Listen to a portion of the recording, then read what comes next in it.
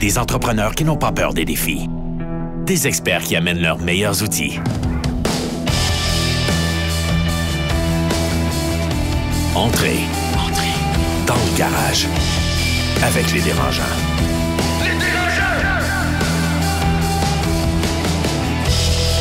Pour cet épisode enregistré dans le cadre d'Expo Entrepreneur 2020, on retrouve Carlo Coccaro, fondateur de Mathémo Monde et aidersonenfant.com.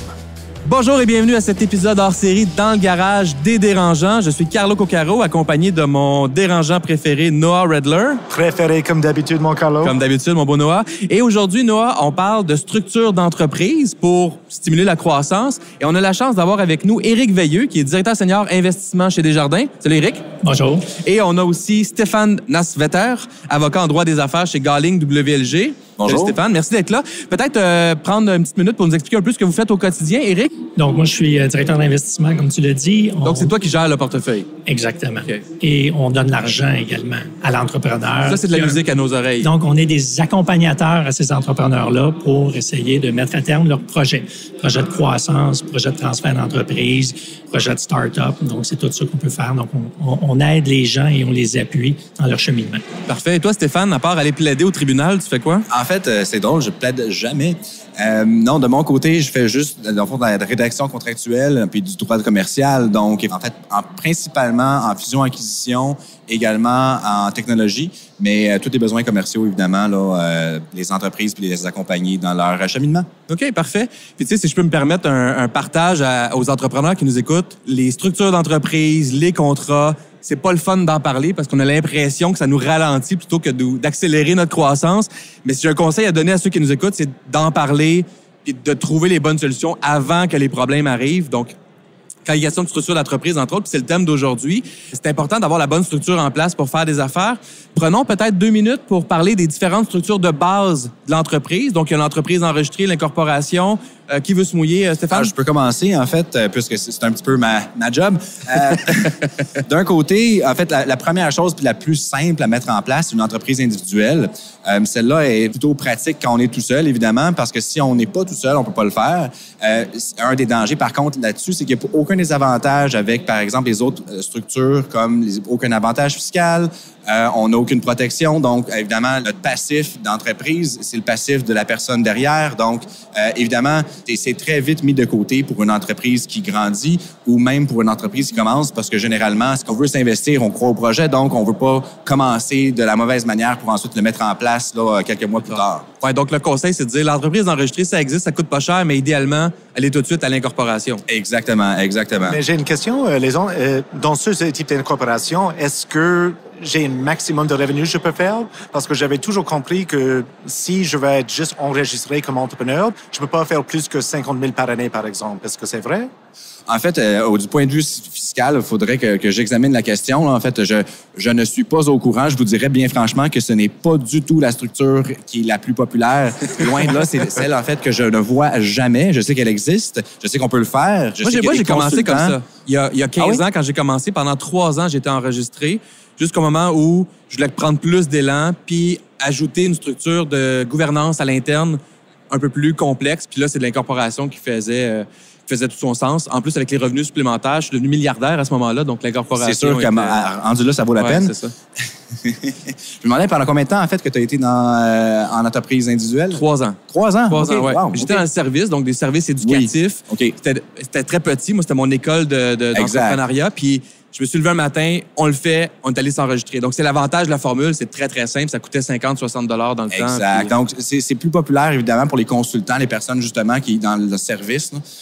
Mais pour les autres, évidemment, c'est pas quelque chose que je vois souvent du tout.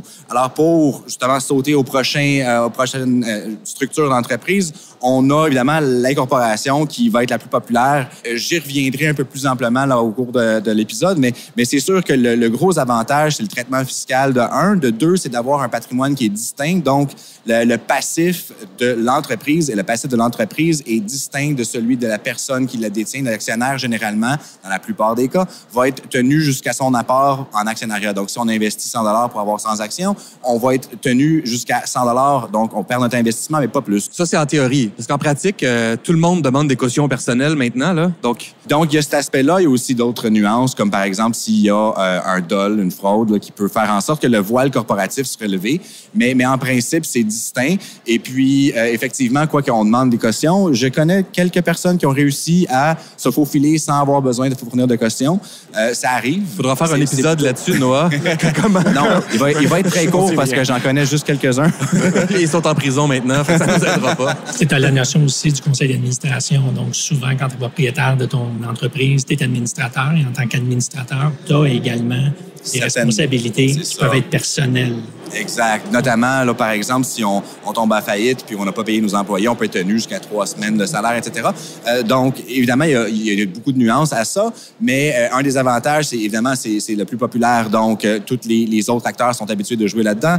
Pour avoir des coéquipiers, des coactionnaires, des partenaires, si on veut le dire ainsi, c'est pas mal plus facile. Évidemment, c'est très modulable aussi. Donc, on y reviendra parce que, comme je le disais, c'est le plus populaire. Les deux autres types de sociétés que je voulais mentionner, c'est les sociétés en commandite qui sont peut-être plus populaires d'un point de vue immobilier, qu'on le voit un peu plus souvent. Le concept est le suivant, c'est que pour commencer, ça prend plus qu'une personne. Si on est tout seul, ça marche pas. Deuxième chose, c'est que quoi qu'on crée une personnalité juridique, on n'a pas un patrimoine qui est entièrement distinct. Pour ce qui est du commandité, c'est la personne, dans le fond, qui va gérer l'entreprise au quotidien. Cette personne-là, elle a une responsabilité qui est illimitée. Donc, ce qui arrive généralement pour, justement, protéger les actionnaires du commandité, c'est de créer une compagnie qui va être le commandité au lieu d'une personne qui va être tenue de façon illimitée, responsable des dettes. Ensuite, les commanditaires, eux, c'est plus comme des investisseurs silencieux qui vont avoir des droits de veto. Tout ça pour dire que c'est un véhicule qui est un peu plus commun, évidemment, que l'entreprise individuelle, mais pas nécessairement le plus populaire. Un des avantages, et une des raisons pourquoi on le voit plus souvent, c'est que la société en commandite permet de répartir notamment les pertes. Donc, dans une entreprise qui va subir plusieurs pertes au cours des premiers, par exemple, en démarrage ou en exploration minière, ça peut être un avantage de faire en sorte que les pertes soient remontées aux compagnies qui ont investi dans la société. Donc, la dernière que je voulais mentionner, c'est la société en non collectif, quelque chose qu'on va voir plus souvent pour les sociétés de professionnels. D'un côté, c'est sûr que c'est une structure qui est relativement similaire à la société en commandite, sauf qu'il n'y a pas de commandité. Donc, tous les associés n'ont pas de patrimoine distinct dans le sens que la dette, généralement, d'une société en non collectif va être divisée, dans le fond, à tous les associés de façon égale. Évidemment, on peut moduler les parts, etc. Mais tout ça pour dire que pour la société en non collectif, il n'y a pas de patrimoine distinct qui est créé. Donc, un avantage, évidemment, qu'on peut voir à l'incorporation, encore une fois. Donc, je retiens que la société en commandite, entre autres, on va l'envisager quand on a peut-être plus qu'un associé dans des entreprises différentes dans un même secteur. Ça pourrait être intéressant de l'envisager puis de voir avec un fiscaliste si cette formule-là de société en commandite pourrait être intéressante justement pour bénéficier des gains liés aux pertes d'investissement. Okay. Donc, dans les secteurs, évidemment, il y a des pertes ou des gros investissements à faire dans les premières années. Donc, en immobilier, un projet immobilier va avoir beaucoup de dépenses, pas de revenus au début. Donc, c'est une des raisons, justement, que c'est regardé. Puis, tu mets un bon point là-dessus, là, c'est que je pense que c'est regarder avec un fiscaliste qu'est-ce qui est avantageux dans votre type d'entreprise pour, justement, choisir le bon véhicule. Parce que, comme tu l'as dit au tout début, si on attend le problème, c'est souvent trop tard pour changer la donne, ou du moins, c'est pas mal plus compliqué de corriger la situation une fois qu'on est parti. Eric, quand Desjardins accompagne une start-up, est-ce que vous avez une préférence sur la structure de leur entreprise? Est-ce que ça change quelque chose dans votre façon d'offrir des services? Écoute, habituellement, encore une fois, c'est beaucoup en une Inc., une corporation qu'on va regarder. Honnêtement, pour l'entreprise individuelle, là, on ne le voit pas parce qu'on attend à avoir un certain degré là, de maturité de l'entreprise avant qu'on puisse l'épauler. Fait que c'est très rare. C'est pas mal des Inc. qu'on regarde, mais on peut regarder effectivement d'autres. Nécessairement des coops, on peut en faire. Exactement, c'est un bon point, j'avais oublié. On ne voit pas souvent, mais on en finance, on est nécessairement. En tant que Desjardins, on est très favorable à ça. Et Desjardins, c'est une structure très intéressante comme coop parce que tous les employés, tous les gens qui ont une compte chez Desjardins, ils ont un vote aussi. Ils peuvent voter pour le prochain président du mouvement Desjardins. Un vote, un membre. Un vote. Est-ce que ça complique? Est-ce que ça devient plus compliqué? Est-ce qu'il y a une politique interne qui vient avec ça? Nous, ce qu'on fait beaucoup pour ces entreprises-là, c'est qu'on essaie de faire du financement. Donc, on va offrir des prêts, on va offrir des actions privilégiées à ces entreprises-là.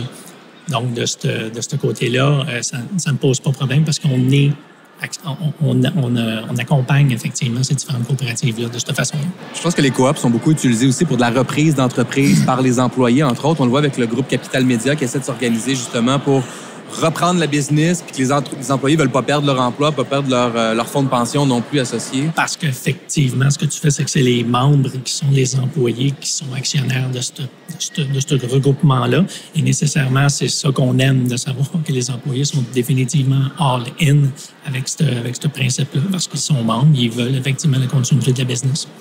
Exact. C'est sûr que pour faire un petit rebond sur ce que tu mentionnais pour la question, je pense que, évidemment, comme un OBNL ou une coopérative, le concept veut que tout le monde a une part égale dans la participation. Donc, c'est sûr que pour certains entrepreneurs, c'est pas intéressant parce qu'ils se disent, ben, je veux créer ma compagnie. C'est sûr que dans la mesure où tu as un OBNL, par exemple, avec des membres, tout le monde, puis tu peux restreindre qui sont les membres, mais tout le monde a la même voix, le même poids, le même mot à dire dans les décisions. Là. Donc, c'est peut-être plus difficile pour certains à gérer, mais ça se fait très bien, évidemment. Les dérangeants, dans le garage. Noah, toi, tu connais bien le monde des incubateurs. Je pense que les incubateurs ont tendance à prendre des pourcentages d'actions dans les entreprises. Comment ça fonctionne exactement? Mais en fait, ça devient de moins en moins populaire. Effectivement, il y a des incubateurs qui sont associés avec des fonds d'investissement qui vont investir dans les startups. Il y a aussi des modèles comme Founder Institute qui vont prendre genre 1% de vos actions quand vous rentrez dans le programme. Mais ça demeure quelque chose d'assez compliqué parce que vous êtes en train de donner 1% de votre entreprise à une institution inconnue qui a sa propre gouvernance, ses propres façons de décider, et c'est un peu une 1% perdu. Alors, quand les autres investisseurs vont rentrer là-dedans et avoir accès à cette 1%, bien, il y a une négociation assez importante à faire.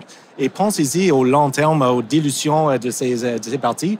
1% des actions dans 20 ans, si vous commencez à faire de vrai argent, bien, ça peut avoir une force de pouvoir, force de décisionnelle assez importante dans l'entreprise. Oui, puis ce 1%-là peut venir avec beaucoup de troubles, justement, de communication puis de décisionnel, tout dépendant des droits qu'on va donner aussi à ce 1%-là. Exactement, parce qu'il faut garder en tête que ce 1%, c'est plus représenté dans la convention actionnaire.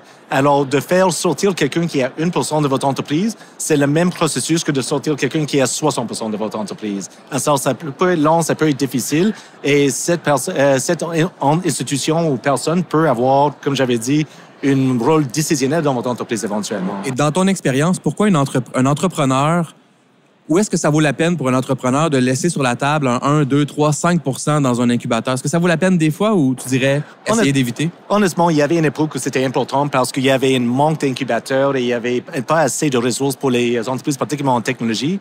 Mais là, je ne recommande pas plus de le faire.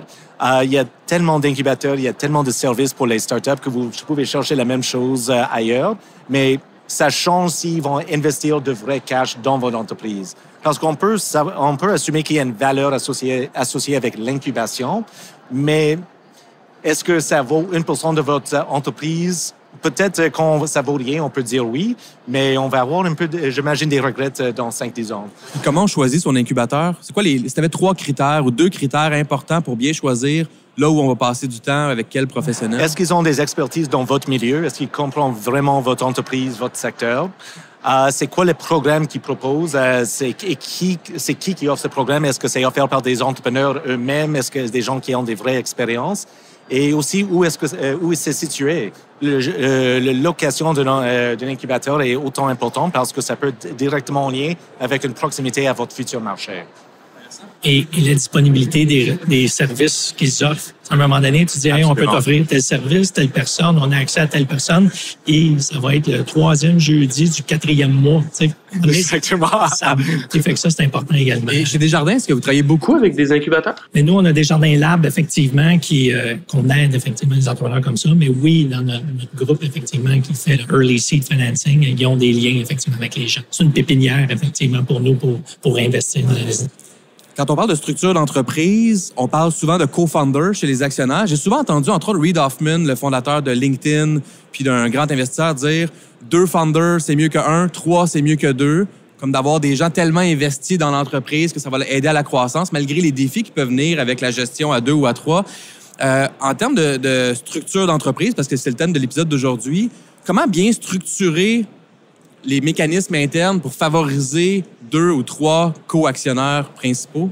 C'est sûr, comme avocat, moi, mon premier réflexe, c'est de me dire, si moi, je m'en vais en entreprise ou je pars une entreprise avec quelqu'un d'autre, il faut mettre les règles du jeu assez claires sur la table au tout début. Parce que, comme je le mentionnais tout à l'heure, si on attend au jour où le problème surgit, il est trop tard. C'est un peu comme si on est rendu au divorce puis on se dit, finalement, ce serait bon d'avoir un contrat de mariage.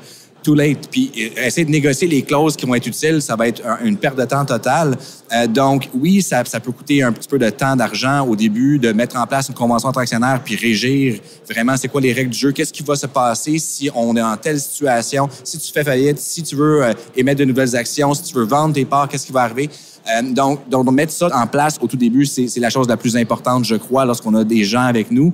Une des choses que tu m'as mentionné qui m'a fait sourire un petit peu, j'ai pensé à mes expériences comme étudiant à l'époque où on avait des travails... Quelles expériences exactement, Stéphane? On reviendra à celle-là plus tard. Mais les travaux de groupe qu'on avait, on peut avoir une très bonne équipe, comme on peut avoir une très mauvaise équipe. D'un côté, on peut avoir donc 4 personnes qui vont travailler ensemble dans un but commun. Et là, c'est justement l'atout d'avoir des coéquipiers avec nous, c'est qu'on a une plus grande force de frappe. Mais si on est 4 et puis il y en a 2 qui travaillent et puis tirent le chariot et qu'il y en a 2 qui sont assis dans derrière du chariot, on n'aime pas tirer le chariot. Et c'est là un petit peu je comprends que si on a des bons équipiers, c'est toujours mieux être plus. Mais si on n'a pas des bons équipiers, être plus, c'est une nuisance aussi. Et je pense une des choses qui est souvent sous-estimée, quelque chose qui est très important, c'est comment faire sortir une des associés de l'entreprise. Parce que exactement comme tu viens de dire, ça va super bien au début, mais la réalité vient, l'argent rentre dans le portrait.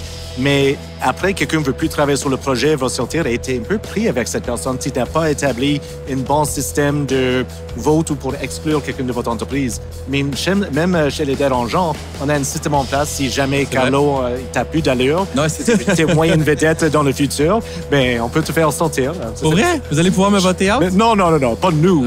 Pas toi. Quelqu'un d'autre. Quelqu'un d'autre, OK.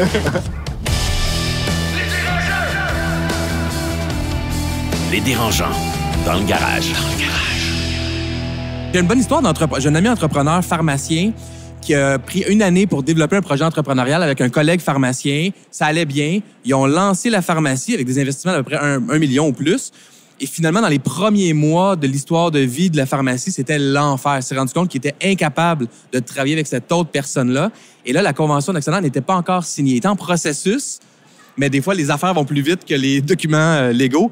Fait qu'il était en processus. Fait que là, ce qu'il a fait, c'est qu'il a tenu ça mort. Il a réglé la convention d'actionnaire en essayant de ne pas faire de vagues. Quand la convention d'actionnaire a été réglée, 2 semaines après, il utilisait la clause shotgun à l'intérieur de la convention pour dire soit je te rachète ou tu me rachètes, mais on arrête ça tout de suite. Et ça lui a sauvé la vie entrepreneuriale. Mais par chance, au moins, la démarche était entamée. Exact. Parce que la démarche n'avait pas été entamée, ça aurait été l'enfer. Là. Puis il a peut-être eu le bon réflexe de ne pas commencer à faire de vagues. Parce que si justement l'autre personne sent que tu me veux plus ici, puis là, on est en train de négocier une clause de sortie, mais peut-être que je vais avoir un peu plus de sel à mettre dans la sauce. La négociation commence beaucoup plus tôt avec un intérêt différent. Oui, tout à fait.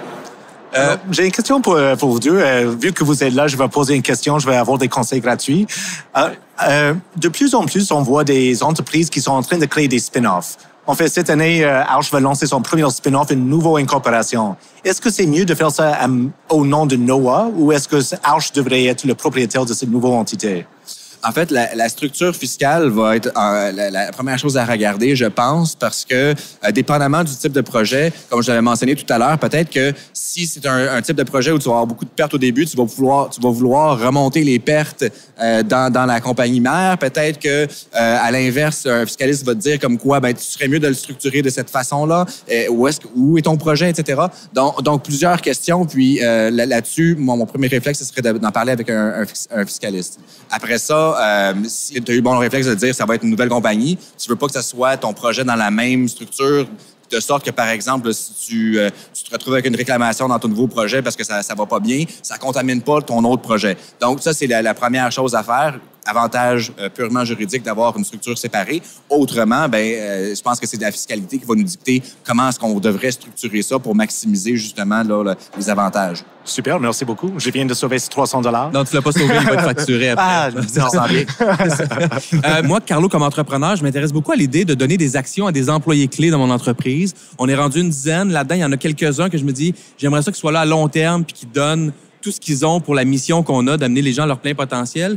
Est-ce que c'est une bonne idée? Est-ce que c'est bien vu par les investisseurs d'avoir des employés, 2, 3, 5, la moitié, je sais pas, qui font partie de l'actionnariat? C'est très bien vu. Ah oui? Effectivement, pour nous autres, encore une fois, c'est toujours avec les valeurs des gens et tout ça, mais nous, Desjardins Capital, puis beaucoup des gens, effectivement, t'aimes ça que les employés clés de la business soient ce qu'on appelle all-in. Donc, ils ont investi dans la business, sont actionnaires de cette business-là. Des façons de faire, c'est sûr qu'un bon vieux investissement capitaliste des employés dans la business. Ça, vous aimez ça, hein? On aime bien ça quand ils réhypothèquent leur maison pour effectivement mettre de l'argent. Mais il y a d'autres façons. Il y a des façons où on peut donner des actions. Je veux dire, on peut faire ça. On peut organiser avec des actions privilégiées pour effectivement.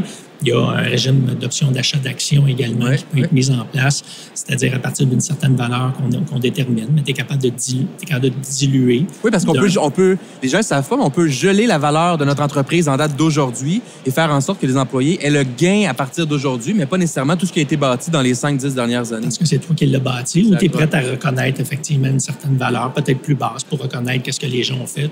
Même peut-être éviter aussi l'imposition, le gain fiscal aux employés du jour au lendemain de qu'ils reçoivent des actions. Effectivement, ça se fait que tu peux retarder.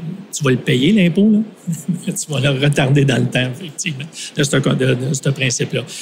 Une des choses qu'on aime promouvoir également chez nous, ce qu'on appelle, c'est une CTA, donc c'est une coopérative pour des travailleurs actionnaires. Donc, tu es capable, là, on est plus pour une business que plus d'employés, effectivement. Il faut que tu aies une certaine majorité. Donc, cette coopérative de travailleurs actionnaires-là serait actionnaire d'environ 10 de ton entreprise. Fait que tu aurais la majorité de tes employés. Tu pourrais avoir une vingtaine, une trentaine d'employés qui sont actionnaires. Et il y a une société telle Desjardins Capital pour offrir un prêt à cette coopérative-là qui vient investir dans le business et les employés repaieraient à même leur déduction salariale sur un 5 à 7 ans. Donc, ils seraient actionnaires pour ça. Ce qui est le fun d'un point de vue fiscalité, c'est que ça rentre comme dans ton REER. Cet investissement-là rentre dans un REER. Et tu as également un autre régime canadien qui te permet, en fait, d'avoir un 50 à 70 de déduction fiscale. Mais tu es vraiment actionnaire. Donc, toi, en tant que propriétaire d'entreprise, c'est ce que tu veux. Tu veux que les gens adhèrent à tes valeurs, à ta business et de pouvoir, dans le fond, partager cette richesse-là, cette croissance avec tes employés. Les entreprises qui ont peut-être, mettons, 20 employés et plus, qui cherchent même une méthode de financement, pourraient peut-être convaincre, mettons, les employés à faire partie du CTA, donc la coopérative de travailleurs, d'aller chercher un prêt Desjardins pour financer, ou autre, là, pour aller financer ça. Donc, ça fait de l'argent dans les coffres de l'entreprise, les employés deviennent actionnaires, puis en même temps, on a plus de sous pour développer. C'est intéressant. Oui, évidemment, je suis plus familier avec le régime d'options. D'ailleurs, j'en lisais j'en rédigeais un hier soir. J'avais peut-être un petit mot à dire là-dessus. Une chose que je trouve qui est importante à considérer, c'est avant de le mettre en place, considérer comment est-ce que, comme entrepreneur, on va le voir et comment est-ce qu'on veut donner de droits à ces personnes-là. Parce que généralement, quand c'est bien conçu, on essaie, la plupart des régimes d'options sont de ce genre-là, c'est qu'on limite vraiment, évidemment, le genre de vote, par exemple, que vont avoir les actionnaires qui sont employés. Parce que ce qu'on veut, c'est leur faire participer, dans le fond, au profit futur. Et comme tu le disais, justement, le gel, c'est un bon moyen de le faire. Puis c'est justement très fréquent qu'on le met en place en même temps que le régime. Mais donc, c'est de savoir qu'est-ce qu'on va accepter comme mot à dire de la part des employés. Donc, prévoir que si, par exemple, on était tout seul avant de le mettre en place, qu'il va y avoir, lorsque tu vas exercer tes options, déjà une convention entre actionnaires que tu vas devoir signer le jour que tu les exerces. Qui est non négociable, j'imagine. Elle est déjà fixée d'avance. Ça vient avec ou c'est renégociable par l'employé qui achète des actions? Alors, le régime d'achat d'options, ce qu'on fait, c'est qu'il est mis en place par le conseil d'administration. Alors, lui, il y a en annexe une convention entre actionnaires qui doit être justement signée par l'actionnaire s'il veut devenir l'employé qui va devenir actionnaire s'il veut justement exercer ses options. Donc, le régime lui-même oblige l'employé à conclure la convention entre actionnaires s'il exerce son option. Donc, justement, mettre tout ça en place pour que ce soit tout conçu puis que tu n'aies pas, justement, à négocier avec chaque employé parce qu'évidemment, là, tu ne serais pas sorti du bois, mais pas à C'est clair. Les dérangeants, dans le garage. En terminant, j'aimerais qu'on aborde rapidement la notion de seed investment puis investissement de série A, série B, série C. Noah, j'imagine que tu côtoies des entreprises qui sont passées à travers ces rondes-là. Est-ce qu'il y a des bonnes pratiques ou des trucs à éviter dans ces rondes-là en termes d'investissement et de structure d'entreprise? Ben, je dirais toujours dans l'investissement seed, la chose le plus important à garder en tête, c'est les prochains investisseurs. Alors, le seed, toujours penser au prochain. Au prochain, parce qu'il faut mettre en place des règles qui sont intéressantes pour une future ronde d'investisseurs. Oui, on veut une bonne évaluation, mais quand c'est une seed round, normalement, ça veut dire que toute notre évaluation, c'est interprété. On pense que ça vaut X. Et c'est quelque chose qui a beaucoup changé dans l'ère des startups et les technologies qui peuvent se faire l'expansion à travers le monde rapidement. Mais en même temps, une seed va souvent être entre 100 000 jusqu'à 500 000 max. C'est que le début. C'est pour accélérer votre mise en marché et vous allez avoir besoin d'aller chercher de l'argent assez rapidement à la suite. Alors, pensez-y à mettre en place des facteurs qui sont intéressants. Les investisseurs aussi doivent être dilutifs au même niveau que les entrepreneurs, les futurs actionnaires. Mais en gros, c'est ça. Pensez-y aux futurs investisseurs. Oui, parce que tu ne vas pas être content d'avoir le 250 000 de ton seed, mais finalement qui t'empêche d'aller chercher 1 million dans ta série A parce que ceux du seed ont prêché pour leur paroisse, mais t'ont pas permis. Ça revient exactement à ce qu'il disait, le fameux 1% du incubateur. Oui. À un moment donné, c'est tu cèdes pas mal de pouvoir, de valeur à ces gens-là. T'sais, moi, comme investisseur, j'en fais un due diligence sur les compagnies dans lesquelles j'ai investi. Un entrepreneur devrait faire son due diligence sur les financiers. Donc, juste pour s'assurer, as-tu les mêmes valeurs? À un moment donné, si ton gars, là, il veut juste le faire en 3 ans, d'essayer de faire son cash, puis de sortir, puis même 18 mois, et toi, ton but, c'est à long terme, c'est de faire une croissance à long terme, de devenir une vraie compagnie internationale, une vraie croissance. Il y a des joueurs qui sont capables de faire ça. Il y a des joueurs qui, eux, c'est juste, on veut faire 2 fois, 3 fois en 18 mois, puis dire, c'est correct. C'est en tant qu'entrepreneur, tu dois décider qu'est-ce que tu veux faire. Peut-être, j'ai encore un petit peu de temps, j'allais dire que pour une position minoritaire, souvent, ce qu'on va vouloir protéger, c'est justement qu'est-ce qu'on va devoir accorder pour obtenir justement ce financement-là. Alors, la convention entre actionnaires, à chaque fois qu'on va avoir un nouvel investisseur, va devoir être négociée. Puis là, je comprends qu'il nous manque du temps, puis...